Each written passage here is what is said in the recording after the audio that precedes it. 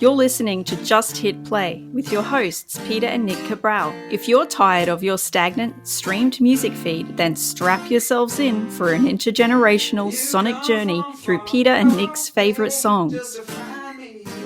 Welcome to episode 57 of Just Hit Play. I'm your host, Peter. With me is my co-host, Nick. Nick, how you doing?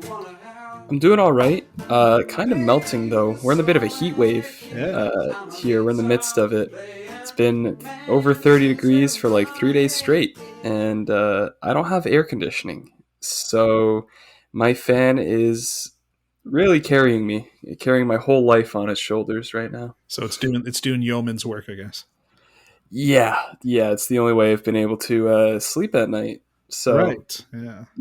Shout out my fan. It's a great one. But yeah, I mean, I'm sure you guys in Australia sneeze at 30 degrees, but it's pretty hot. Well, when Angie and I moved in together, my stipulation was that anywhere we moved had to have air conditioning. And she had never lived in a house. I don't believe she ever lived in a house that had air conditioning. So that was my one stipulation, that we had to have air conditioning, because I'm from Canada and I don't handle the heat well at all. Yeah, it's a real shame that this place I'm renting for the summer doesn't have air conditioning. It's a great house except for that. So not much you can do about it other than keep on pushing. How many people are you living with? I'm basically on my own. Like, there's one other person subletting a room here, but he's got a place in Toronto as well, so he hasn't been here much over the summer. Oh, that's good then. Yeah, it's been nice. And you were on a podcast. So tell us about that podcast you're on. Yeah, so this past Monday, I was on my friend Ariza's podcast, the DMDR podcast. What does DMDR stand for? Do you know? It stands for Do Men Deserve Rights? Okay. And it's a very provocative, satirical name. Yeah. The whole podcast is sort of targeted at talking about the culture of where we're from, the GTA, and people my age. They talk a lot about trends on social media, issues that are unique to Gen Z and people of our age, like going out to clubs and the price of barbers that we have to pay for, right, and having to deal with club promoters and dating culture in this era. All things like that. And so he asked me to come on for an episode, since I actually know what I'm doing when it comes to recording a podcast. Great. And yeah, I had a great time. Shout out to Reese and the DMDR podcast. You can check them out on Instagram. They're really, really funny stuff they're doing. And I had a great time, and I hope to be back on. Yeah, I listened to the episode. It was really cool. And we'll put a link to that episode in our show notes. So if anyone else wants to hear that episode, they can. Did you feel old listening to it? No, I did laugh though. Because you guys were talking about should men like the toxicity of men in podcasting, and you said something like, it's like, if people are on the PlayStation chat platform and they're like, oh, we're so funny, we should record this, and then he goes, oh yeah, that's how we came up with the idea for this podcast. Yeah, I had to contain some laughter when he said that. I was like, oh shit, I just called him out unintentionally. I laughed out loud for that one. I was like, oh, that's pretty funny. Yeah, no, Reese is a funny guy. His usual co-host Emmanuel, also really funny. They're doing good stuff over there, and it's nice to have another person who understands the plights of being a podcaster in the year 2022. Now, before we continue, should we talk about Steph Curry, or do you not want to talk about Steph Curry? We don't have to do all that. Okay. Let's just move on. No need to bring up history. Moving on. Stuff that happened in the past. Moving on. In our Brisbane studios, our sound engineer, Darren. Darren, how are you? I'm doing good. Good. We're in the middle of winter here, and the weather is absolutely fantastic. So I think it's going to be about 20 degrees today, which is brilliant. So this is my favorite time of year, Brisbane winters. You lucky people. Yeah. A friend of mine's in town. So my friend Christine's in town with her 2 kids. So we have been traveling all over Brisbane, and we went to a place called Lone Pine. Do you remember going to Lone Pine? That's where you held a koala. Of course. How could I forget the Lone Pine Koala Sanctuary? Fantastic place. Yeah, so I took her kids there, and they got pictures of the kangaroos, and they fed kangaroos and looked at koalas and things like that. So it was fun. I enjoyed going there. That's awesome. That's really fun. Yeah. Are you ready to get into some music? Yes, I am. All right. So first off, let me say thank you to Angie. I've been so busy this week that she's actually created all the notes for me for this song that we're going to listen to, Sushi and the Banshees, Cities and Dust. So I literally didn't have time to do any notes. So thankfully, Sushi and the Banshees is one of her favorite bands. And she goes, yeah, I could write this from memory. So thank you to Angie for doing all the notes. And Darren, just hit play on Cities and Dust.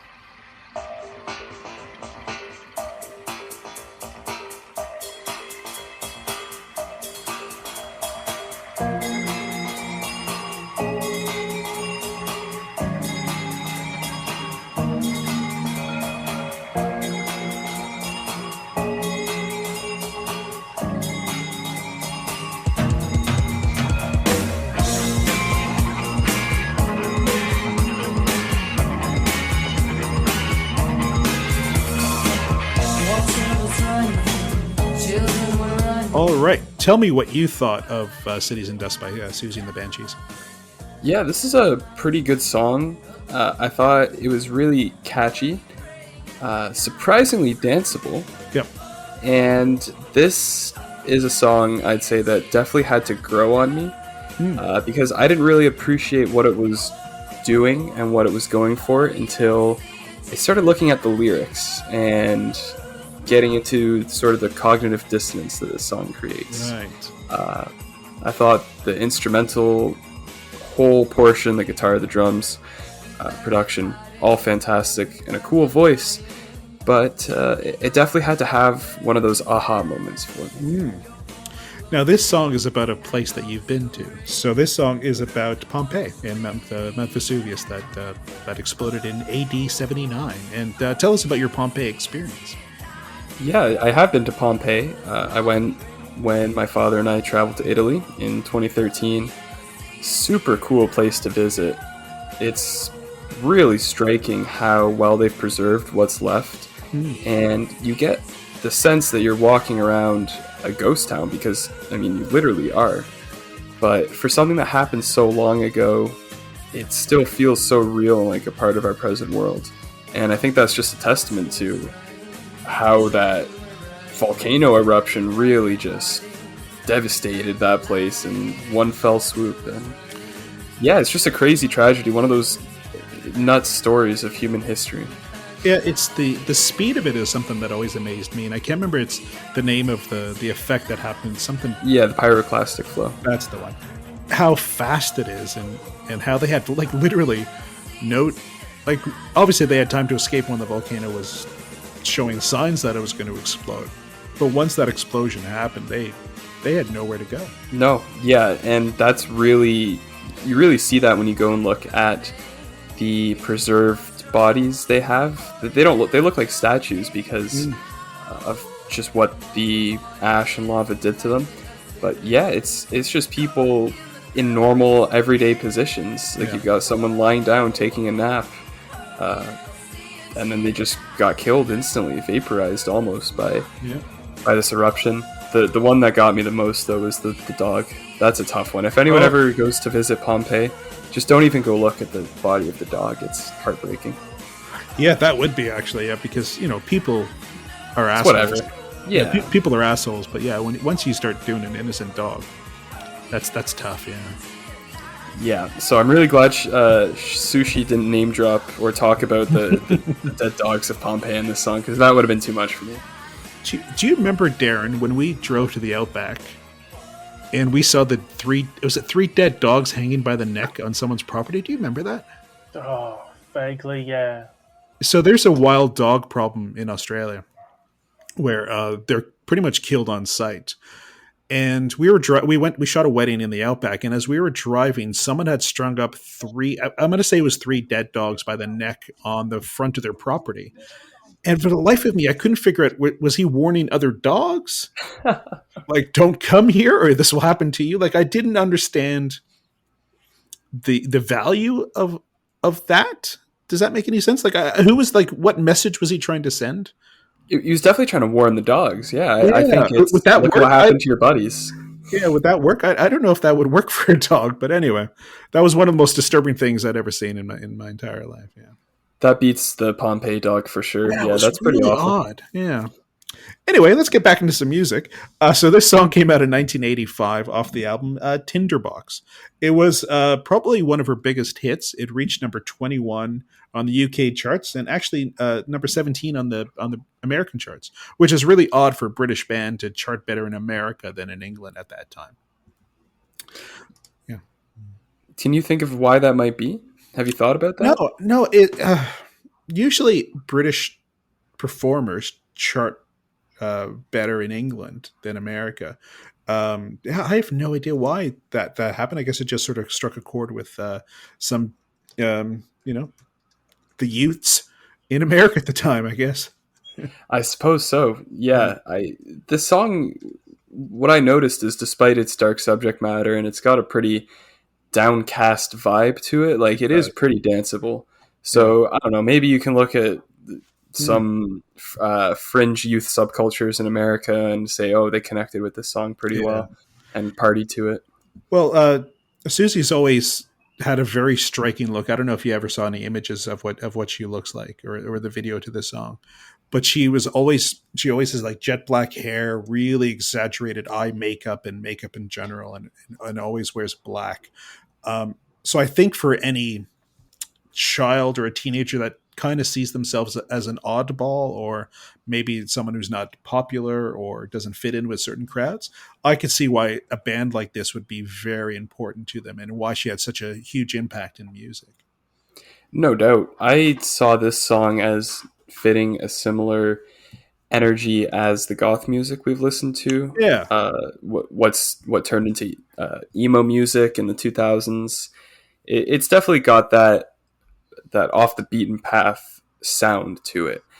Again, like I talked about how the lyrics really resonated with me because she's talking about a whole town of people getting wiped out and talking about their bodies and covered in dust and everything. Pretty dark stuff, not super accessible, I wouldn't think. So yeah, it would definitely appeal to those quote unquote outcasts of society.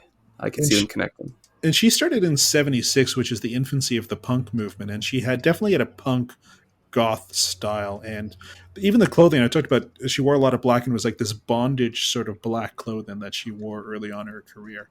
So her imagery is very striking and influenced a lot of people. Some of the bands that she's influenced, for one is PG Harvey, who we listen to on this podcast, the Smiths, who we listen to on the podcast, Radiohead, who you're a big fan of, Sonic Youth and Arcade Fire. So she's influenced a lot of really bands that I love personally. And I actually love Susie and the Banshees myself. Yeah, from a musical standpoint, this song really, once it clicked for me, it really struck a chord with me and resonated with me because of how layered it is, and it's so dense. There's many different aspects of the production that when you start trying to pick them out individually, they all sound fantastic, but then they meld together to complement Susie's voice in a really great way.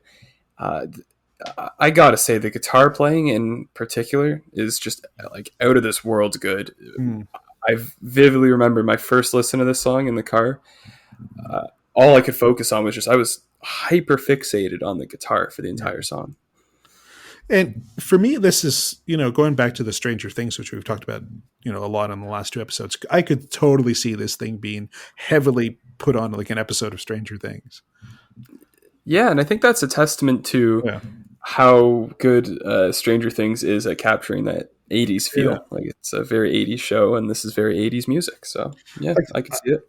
I know Running Up That Hill obviously got a huge push, and it's still the number one song around the world, but you could almost put this song instead of Running Up That Hill, and I think it would have sort of the same impact as the Kate Bush song. I think so too. Yeah, and this song definitely has some more spooky vibes to it. So it does, yeah. It would fit very well.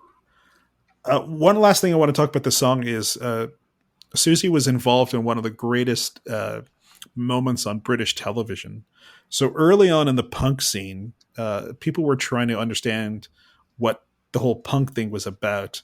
And the Sex Pistols and Susie were on a show by a guy named Bill Grundy. It was like a British talk show. And he's a bit of a creep, Bill Grundy, and he started to hit on Susie, who was young at the time. She must have been 18 or 19 years old.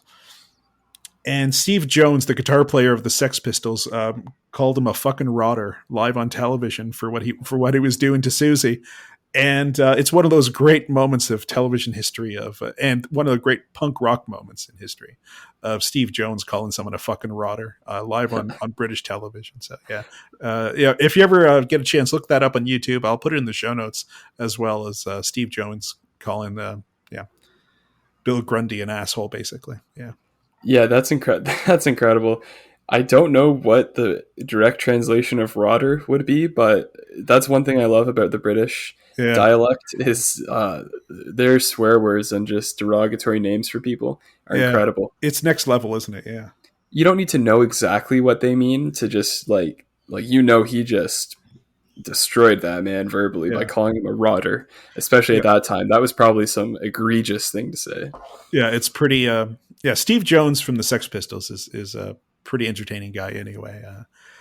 If you ever watch because the Sex Pistols have reformed a few times over the years, and whenever they ask them why have they reformed, their number one answer is the money. We're here to make money, which always makes me laugh. Yeah. Well, there's a new show out on Disney Plus. It is. I haven't seen it yet, but it's on my list of things to see.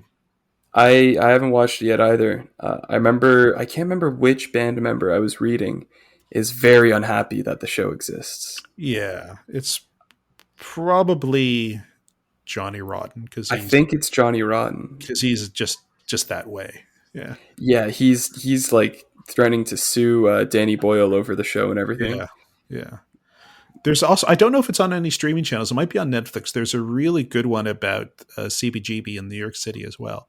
CBGB is the punk venue, I guess, that started like the Ramones and Television and the Talking Heads and Blondie.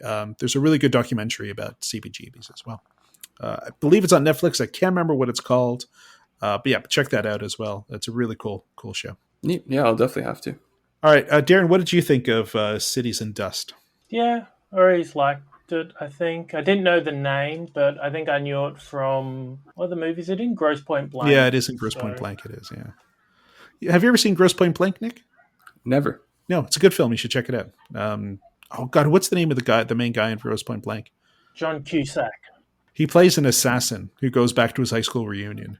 Oh, okay. Okay, well, it's going on the watch list, Grosse Pointe Blank. It's pretty funny, yeah. And I just want to end off talking about this song by saying that while I did eventually end up really liking this song, I really want to delve into the more ambitious stuff that Susie and the Banshees was making. I feel like this was more poppy. It's an accessible song, yeah. I'd love to hear what their more really ambitious experimental stuff sounded like. Well, this is off their 7th album. They were around till 2002. They had some success in the 90s with a song called Kiss Them For Me, which was a song that I particularly like. So they've been around for 1976 to the year 2002 is how long they were around for. That's great longevity. Yeah, it sounds like I've got a lot to pick from. Yeah, lots to choose from. Yeah, so I'm glad you liked it. It's again, Susie is one of those performers that has influenced a lot of people, and especially the goth punk sort of style. So I really wanted to play her to show people what the 80s was like. It's a very dynamic decade. There's a lot of things going on in the 80s. So this was another example of a genre in the 80s that influenced music in the 90s till today. So yeah, cool. I'm glad you liked it. Yeah, and I guess we should move on to my song, which I'm excited. Yes, I'm excited to talk about it too. And I wanted to bring it back to hip hop this week for my song. I've done a lot of shoegaze and psychedelic indie stuff recently, and for some reason my head went to this, I think, banger of a song by the Southern rapper Big Crit. He's from Mississippi.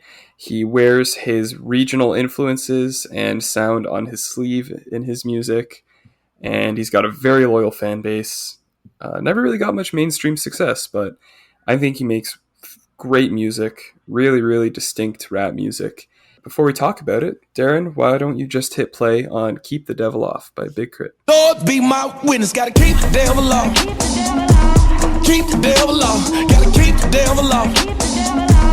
Keep the devil off, can't worry about no snakes.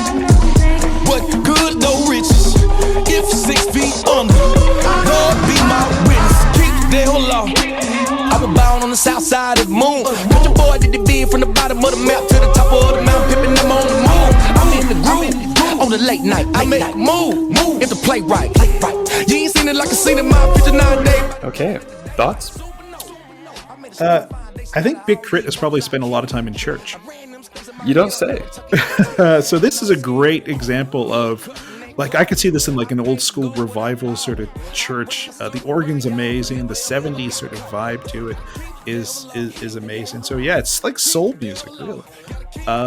Yeah, it's a really great churchy sort of vibe to it. Yeah, it's a rap song, undeniably, but it's so infused with gospel and soul elements that it has this really neat sound of its own, I think. Yeah. Like that gospel choir. Yeah. That almost steals the show throughout the entire song for me. Yeah. It's funny, when you were talking about in Cities and Dust how you were sort of fixated on the guitar. That's how I felt about the organ in this song. I thought the organ was absolutely amazing, and it just sort of powers through the song and just keeps the beat going. Yeah, it's great. And how about the there's a little bit of a guitar solo too towards the end, right before the outro. That's one of my favorite moments. It's funny. Like you got it right when you said we've been doing a lot of like shoegaze and dream pop and stuff like that. When you said we were going to listen to hip hop again, I actually got quite excited. I was like, yeah, let's get back into hip hop. So, and I this didn't even feel hip hopish to me. Actually, it felt more like soul, like a soul song or a gospel song. And that's something that I think Big K.R.I.T. does really well. Is he's an incredibly versatile artist, and the album that this song is from, I think it's Forever is a Mighty Long Time. That's what the album's called. That sounds very religious to me as well. Yeah, it's a double album. It's stylistically all over the place. There's like songs like this that are gospel and soul. There's some really hard-hitting, like pure rap songs, and even some R&B sounds, some funk and jazz in there. He has an incredible versatility, and it's a shame he hasn't gotten that sort of mainstream recognition, but he is consistently making great music, and this song is one of them, for sure. When was this released? This album came out in, I want to say, 2016 or 17. So it's a couple years old. Yeah, definitely a few years old. Yeah. I'm glad you brought up the church element of this song, because when I'm listening to it, if I close my eyes, I feel like I can put myself in a Southern Black church where this song is being performed. Yeah. Like the call and response choir coming in during the chorus after every line. It's just really, really good stuff, and it feels true to his roots and heritage. Well, you said he's from the South. It definitely has like a Southern, like Baptist feel to it. Someone testifying, on the altar sort of thing. Yeah. Undeniably, yeah. And another thing that's cool about this song is, while it's very obviously religious, it's literally in the song name, Keep the Devil Off, I still think its messaging is pretty agnostic. Like, its whole thing is to protect yourself from negativity and don't let bad influences in your life. Obviously, the devil is how that's represented in the song, but I think it's just a good message that anyone can benefit from, really. So even as a non-religious person myself, I really vibe with this song and its whole message and meaning and everything. Now, I have a question for you, because obviously I'm an atheist, but I've been an atheist for a long time. You being a non-religious person who just recently, 4 years ago, got out of a Catholic high school, how did you, and I'm assuming you weren't that religious when you were in high school, unless this is a recent thing, how did you come to terms with what was the dogma that was being taught in your school? Because I'm assuming you had to take religion class, because I had to take religion class going to high school. How did you sort of balance that out? I sort of just tuned it out. I mean, I like the really the more literal religious elements, like talking about parables and miracles and acts of God and stuff. That it was sort of like in one ear at the other. Yeah. But I did do my best to pick up on the inherent messaging in what was being taught, whether it's this teaching or this catechism. It's framed in a religious way, but I would read it and really go, okay, like this is sort of just saying how to be a good person, or the value of treating others with respect, or any number of things like that. So yeah, it was really one ear at the other. I mean, I haven't really considered myself religious since like I was 12 years old. So you approached it really fazed me. You approached it like in an academic sense, I guess. Absolutely. Yeah. I wasn't sitting there in the back of the class going, oh, this is all bullshit. Like, why is this being pushed down my throat? I don't even want to be here right now. I was like, well, I've got to take this anyway. Might as well see what I can get from it and try to understand the more history of the Bible and religion and everything, and just what main messages could be taken from it. Like I did with this song, how it's just about keeping negativity away from you. It's funny. I've changed what I tell people now. So I used to tell people I was an atheist. Now I tell people I'm a Catholic atheist, because the indoctrination in my life was so huge that I still feel the guilt and a little bit of the Catholic temptation, shall we say, to sort of straighten up and not be an atheist. So yeah, I always couch that with I'm a Catholic atheist. Yeah, that's got a ring to it. Yeah, definitely got a ring to it. And which is funny because it was my Catholicism that drove me to atheism, because it'll do that. It's certainly a lot of people's experiences for sure. Yeah. Okay, let's get back to music. Enough with the atheism for now, I guess. Yeah, enough of that for now. But so one thing I found cool when I was researching for this song is Big K.R.I.T. has been trained on the cello. He grew up as a kid learning how to play the cello. Amazing. And he says that his knowledge of music theory has actually helped him a lot in his career. Yeah. And I thought that was really cool and noteworthy, because in today's age, you don't need to know any music theory to make good music. It's I don't want to say irrelevant, because it can help you if you know it. But if you don't know it, it's not going to sink you at all. Nope. Simply because of the way modern recording software is built. Like, you just don't need to know what music notes mean. You don't have to know how to read sheet music. Yeah. Well, famously, Paul McCartney doesn't know how to read music. He has one of those ears where he can pick up something and reproduce it. Like if he hears a piano piece in a song, he can play that piece, but he couldn't write it out on like music notes sort of thing. Yeah, I'm sure there's so many examples of fantastic musicians that don't have that music theory. No. But I suppose with something like the cello, you kind of have to learn that. Yeah. And the cello is such a classic instrument sort of thing as well. Yeah. And Big K.R.I.T. said in another interview that he first started making hip hop because there was apparently some application for one of the early PlayStations, either the PlayStation 1 or 2, is like something MTV put out where you could make like really basic hip hop beats on it on the PlayStation. That's amazing. And he said, I was broke. I was a kid. I couldn't afford studio time or recording equipment or software or anything. So I just downloaded this free thing MTV put out, and that's how I started making beats. Yeah. So that just goes to show where there's a will, there's a way, and you can get it done with minimal tools. I have a friend of mine here in Australia named Michael, who's a huge Detroit Red Wings fan because of PlayStation. He bought the NHL, EA NHL on PlayStation and just loved Detroit. Never saw them live, never saw again, because how could you see it out here? When I guess this would have been about 10, 15 years ago when he was sort of getting into the game. So he'd never seen the Red Wings play or anything like that. And now he's been to like America. He's followed them around America, like, watching games in different cities. He's a huge Red Wings fan, and it all because of the PlayStation. There you go. PlayStation just opening up opportunities, creating passions. It's funny, isn't it? Yeah. Yeah. Good job, Sony. Yeah. Yeah. So that always made me laugh whenever he told me that story. Yeah. Yeah. I'm really glad you enjoyed this song. I have a tough time trying to pick out hip hop music that sounds unique and creative and like it has something new to say. Yeah. Because while it's my most listened to genre, a lot of it is derivative, or you have to be someone who listens to a lot of it to understand how it's different and unique and bring something new to the table. Sure. I get that.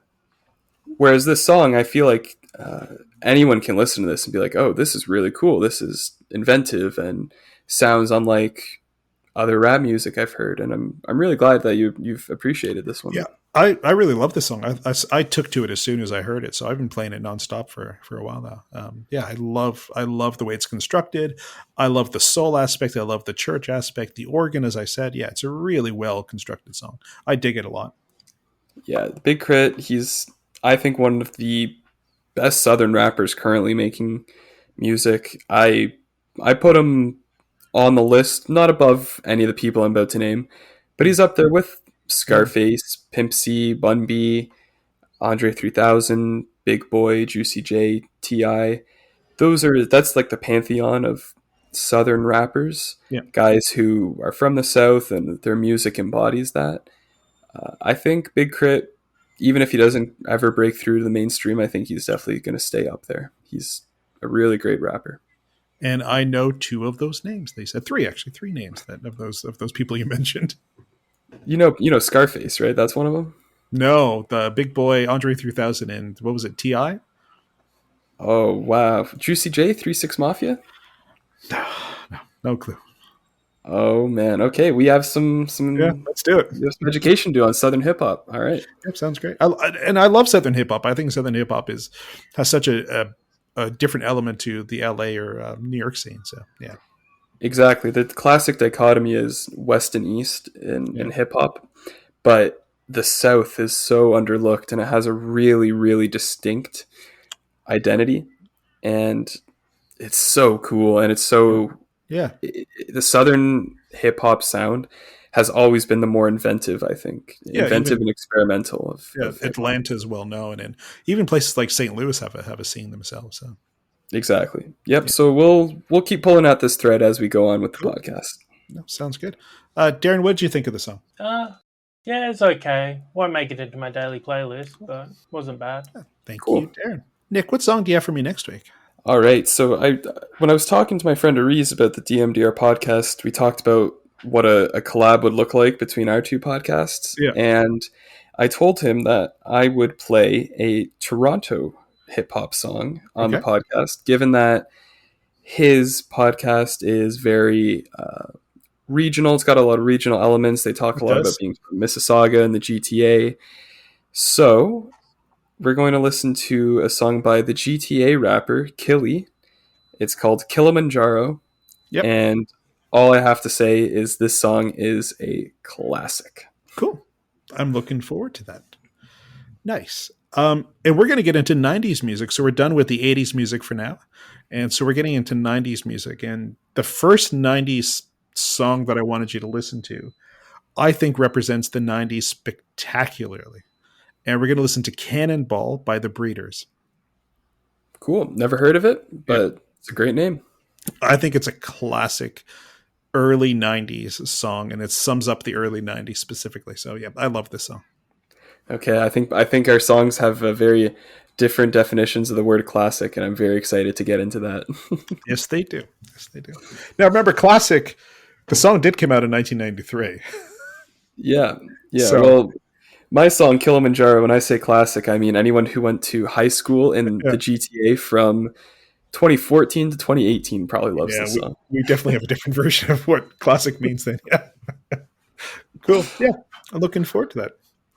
All right, so we're going to get into who played it better now. So this is where we listen to an original and then a cover. And I like to try to pick two very, very different versions of songs. So we're going to listen to the Rolling Stones' Satisfaction. Darren, just hit play.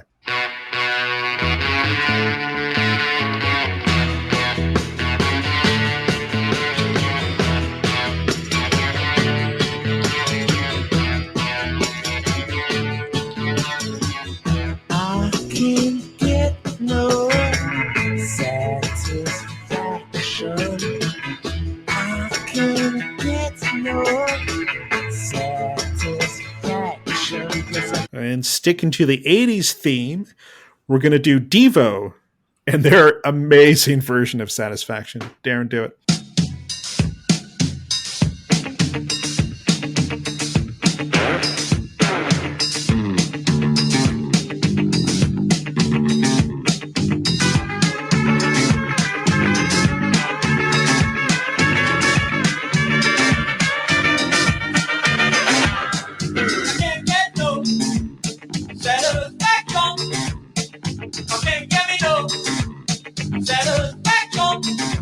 Okay, two very, very different versions.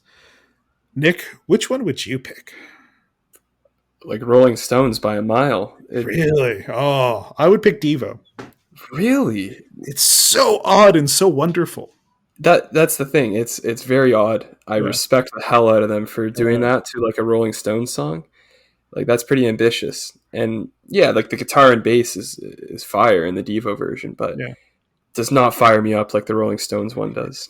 That is so punk rock to me. It's like kicking the balls of the Rolling Stones. You know, you think you wrote a classic song? Well, listen to our version of this song. And I'm going to kick you in the balls while you're walking out the door. Yeah. That's when I was listening to the Devo version, I thought, was this a prank? Like, are they pranking them? Because music, like technically, from a musical perspective, I'm sure it's a very well done cover. Yeah. But it's so different. I can never see myself putting that song on. Oh, I love that version so much. Well, different strokes. You know, it's funny. I was thinking there's a weirdness to music that I love that we really have. We touched a little bit on when we listened to the Ween song, Mr. Would You Please Help My Pony? There is this weirdness that I love about music. And I think once we're done with the 90s, I might get you to listen to some Devo and some King Missile with the song Detachable Penis and get you to listen to some very odd music that was quite popular. Okay, if that's the case, I'm getting you to listen to Lil Pump. Yeah, that's fine. Yeah, let's do it. So once the 90s are done, and the 90s might take a while because we could live in the 90s forever on this podcast. There was so much music. So it could take a couple months, but yeah, let's get into some weirdness. Cool. And Darren, do you want to break the tie on this one? Oh, yeah, Rolling Stones. For sure. Come on. Thank you. I thought I was taking crazy pills for a second. Come on, Devo. It's amazing. Devo is one of those bands from the 80s that sounded like no one else. Yeah. That's certainly a thing you could say about them. Their big hit was a song called... For good reason. They had a big hit with a song called Whip It. Whip It Good. That's a good song. I like that one. Yeah, that's Devo. Yeah. Cool. So I was voted 2-1 for the Rolling Stones, which I'm quite upset about, but let's see what our listeners have to say about this song. Some bummy old band named the Rolling Stones, eh? Yeah, come on. It's Devo. Gotta love Devo. All right. What are your plans for the rest of the week? Try to survive the heat. Yep. And that's about it. You're working outside too. Yeah, well, see, I work for the government. Basically, it's a school board, so I don't work very hard. Oh, that's good. They always tell us to take lots of water breaks and go for long drives in the air-conditioned board vehicles instead of actually doing work when it's hot like this. You gotta love the Canadian government. You sure do. So any Canadians listening, maybe dig a little deeper into where your tax money is going to and what your school board's up to, because I'll tell you, the maintenance workers, not doing much. I know someone, I don't know if I ever told you the story. I know someone who was not a teacher, was not a qualified teacher, but was a supply teacher because a family member just put them in the database to be a supply teacher. That sounds about right. Yeah, that sounds about right with my experiences working for the school board. So when I questioned him why he was a supply teacher when he had not the qualifications, he goes, I can teach grade 3 math. We're fine. He goes, I can do that. Oh, man, this is a slap in the face to everyone who went to school for 6 years to teach 6 times 14 is or something. Well, he did a lot of gym classes. He liked playing soccer and ball hockey. So he goes, yeah, because most of this stuff we were just in gym. That makes sense. Yeah, so that always made me laugh. Yeah, I'm not going to say who it is, but yeah, I do know someone who that was their life. What about you? Any plans for the rest of the week? I've been busy, so I photographed a dance production last night in a really lovely theater. It was a Bob Fosse sort of tribute. I don't know if you know Bob Fosse. No idea. He's one of those legendary dance choreographers, and he's probably most famous for doing Cabaret. And so it was a tribute to him last night, and the pictures were amazing. The performances were amazing. I have no idea if the pictures are amazing. I haven't looked at them yet. But with dance, because you have to get specific moments, I just had it on high-speed shutter. So a 2-hour performance got 4,000 photographs. So I have to go through them and good luck and see which ones, because you can't. Dancers are very specific. They have to nail the move. I've done this in the past where I've sent a picture to a dancer that I loved because I love the shape of their body or what their hair was doing or whatever, and they're like, "Yeah, you can't use that. I'm not in full extension, or I didn't put my toe in the right position." So they're very specific. So I have to make sure that the photographs that I edit, they're in full stretch or full dance position, if that makes any sense.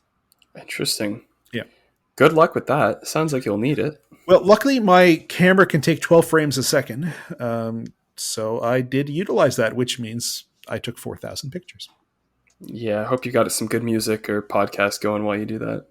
I will be listening to a lot of different music and while I'm doing that. And then tomorrow night, me and Darren are photographing an ice hockey game. So we're doing that again tonight, which means there'll be another 4,000 pictures to go through as well after tomorrow.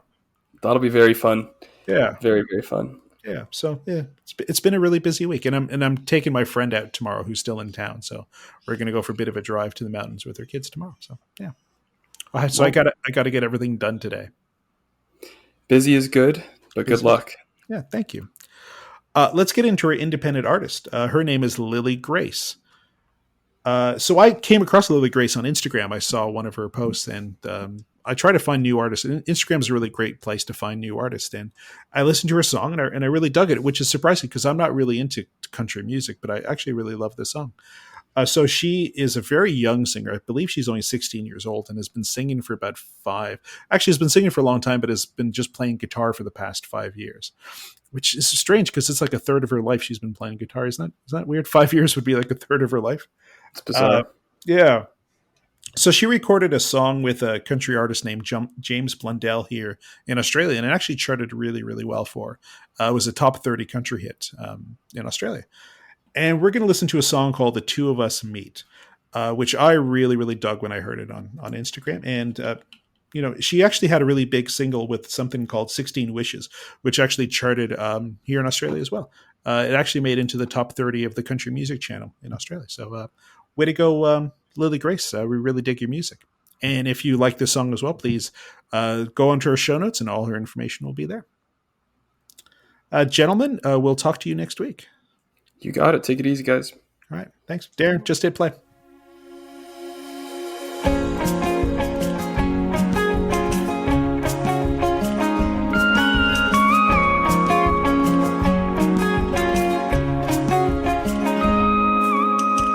New to town, I'm vulnerable, my heart's all wrapped in you. No one knows your story, no one knows your truth. You can do everything right, take every box inside. I'm just saying to you, my head plays tricks on me.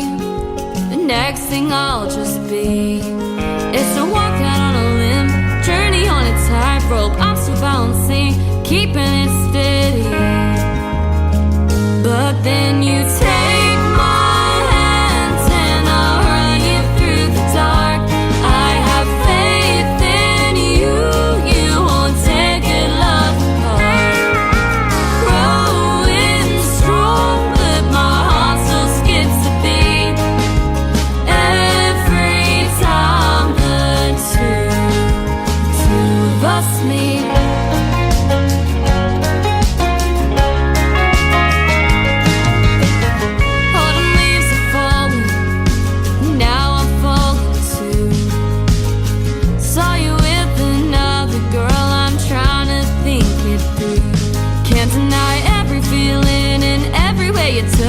Feels like deja vu. Knowing might just mean nothing. everything, maybe it's you. When I ask you, just smile, say that you're a good friend. Guess I'll take your word for it, don't want this to end. But then you take my hands and I'll run you through the dark. I have faith in you, you won't take good love apart. Growing strong, but my heart still skips a beat. Every time the two of us meet.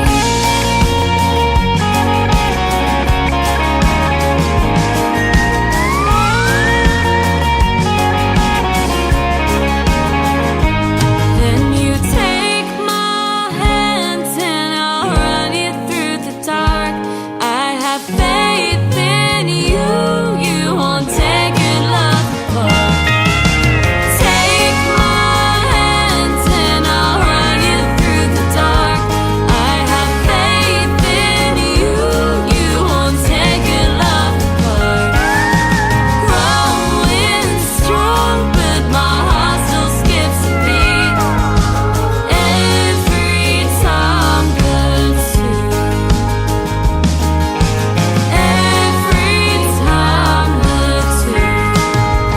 two of us meet.